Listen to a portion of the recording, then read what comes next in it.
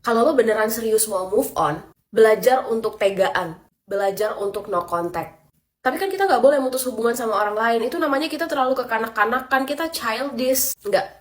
Menurut gue, kalau lo dewasa secara emosional, lo sadar betul dengan pilihan yang lo ambil, itu adalah yang terbaik. Dan lo tahu apa konsekuensi dari pilihan yang lo ambil, itu bukan kekanak-kanakan, itu sama sekali bukan childish. Tapi itu namanya adalah batasan diri atau boundaries. Kalau mulut lo bilang mau move on, tapi action yang lo lakuin adalah selalu stalking life update-nya dia, kehidupan barunya dia, sosial medianya dia, itu sama sekali nggak akan membantu proses move on lo. Yang terjadi adalah biasanya lo akan membandingkan kehidupan lo yang sekarang tanpa dia dan kehidupan dia sekarang tanpa lo. Kalau misalnya dia terlihat lebih bahagia daripada lo akan marah sama keadaan. Kenapa kok dia bisa bahagia, sedangkan gue di sini masih sengsara, sedangkan gue di sini masih galauin dia, tiap malam masih nangisin dia. Lo nggak terima. Begitupun kalau misalnya lo ngerasa lo sudah lebih move on, sudah lebih ikhlas, tapi lo lihat live update-nya dia, lo lihat bahwa dia sekarang kelihatannya malah galau, menderita, lo akan bilang, kan, dia pasti nyesel ninggalin gue, dia bakal balik ke gue. Ada ekspektasi yang gak masuk akal, yang akhirnya itu justru akan menghambat proses move on lo lagi.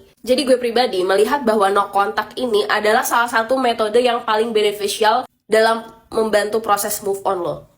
Tapi gimana kalau gue udah nge-mute story dia, gue udah hide story dari dia, terus tiba-tiba dia chat gue lagi. Balik ke poin awal yang gue sebutin tadi, belajar untuk jadi orang yang tegaan. Gak bales chat dia atau gak ngangkat telepon dia, itu bukan berarti lo adalah orang yang jahat atau kekanak-kanakan. Kalau lo bilangnya, enggak, gue udah putus kok, kita udah sama-sama move on, tapi isi chatannya masih kayak waktu punya hubungan, that's bull. Yang terjadi adalah lo akan terjebak di dalam hubungan yang abu-abu itu. Udah putus tapi masih rasa pacaran. Sementara nggak ada komitmen yang lo pegang. Begitupun dia. Nantinya kalau lo masih deket sama deket dan intimnya kayak waktu lo pacaran dulu, akan ada ekspektasi di mana dia nggak boleh deket sama orang lain selain gue. Dia nggak boleh punya hubungan spesial sama orang lain, sama lawan jenisnya, lebih daripada hubungan sama gue. Padahal apa? Padahal statusnya udah putus. Jadi jangan pernah lagi percaya kalau misalnya putus kontak sama mantan lo, itu adalah keputusan yang childish. Gak sama sekali. Lo adalah individu dewasa yang tahu mana yang benar dan salah, yang tahu mana yang terbaik buat lo. Lo yang tahu betul alasan kenapa lo mau mengakhiri hubungan ini.